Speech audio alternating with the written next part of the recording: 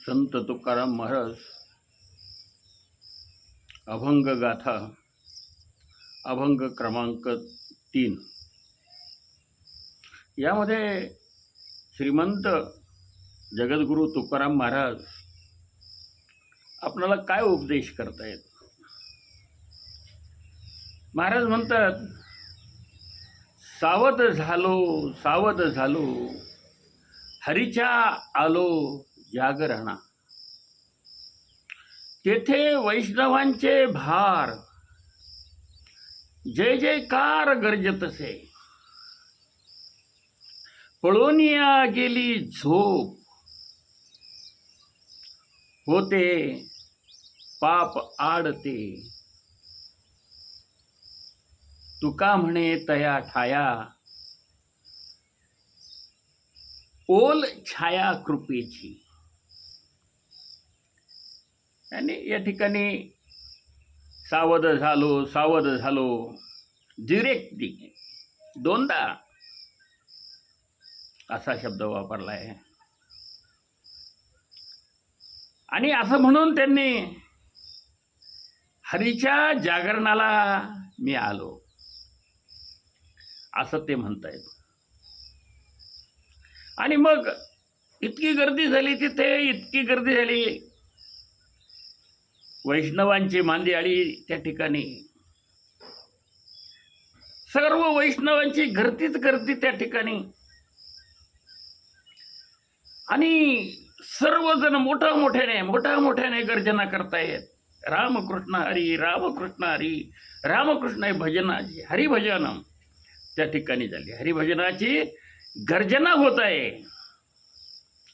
तेथे वैष्णवांचे भार जय जयकार गर्जत असे, जय जयकार गर्जना चालू आहे। आणि मग यानं झालं काय? महाराज म्हणतात,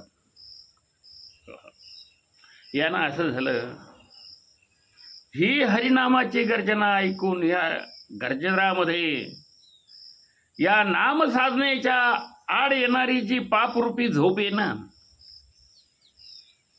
ही पापरूपी झोप आता काय झाली? महाराज म्हणतात, आता माझी ओढून गेली, आता ती राहिली नाही। आणि पापरूपी मलदोष गेला, एकदा सगळा संपला की काय राहिलं? खाली काहीच राहत नाही। म्हणून मलदोष हा गेला। ही पापरूपी झोपच नाहीशी झाली पाहिजे, संपली पाहिजे। आणि जिथं संपली तिथं अध्यात्म सुरू झालं, हे भगवंताचा मार्ग सुरू झाला। काम क्रोध लोभ मोह मद मत्सर अहंकार हे तिथं संपले सगळे, हो ठाईचे निमाले। तिथून पुढं मग ते भगवंताची वाट, पाऊले चालती पंढरीची वाट। मग तो एकच ध्यास आहे, विठ्ठल विठ्ठल विठ्ठल माझा, विठ्ठल माझा, मी विठ्ठलाचा असं म्हणा। तो माझा आहे पण मी विठ्ठलाचा आहे असं म्हणा। सर्व त्याच्या ठिकाणी आहे। मग पापरूपी झोप जी आहे या हरिनामाच्या गजराने नाहीशी होते। म्हणून सतत हरिनामाचा गजर करा, सतत भगवंताचं नामस्मरण चिंतन करत राहा। तुका म्हणे तया ठाया, ओल छाया कृपेची। हरिकृपेची ओल कुठं आहे? तया ठाया। महाराज म्हणतात की त्या ठिकाणी हरिकृपाचा ओलच आणि जी छाया शीतल आहे,